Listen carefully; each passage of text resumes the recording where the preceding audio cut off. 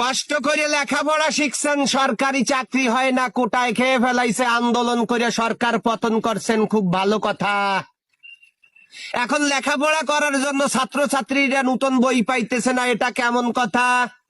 নাকি নাঙ্গের আশা কইরা তোমার ভাতারের ভাত চাঙ্গে, ও তোমার নাঙ্গে গো আধা পথে নিয়া।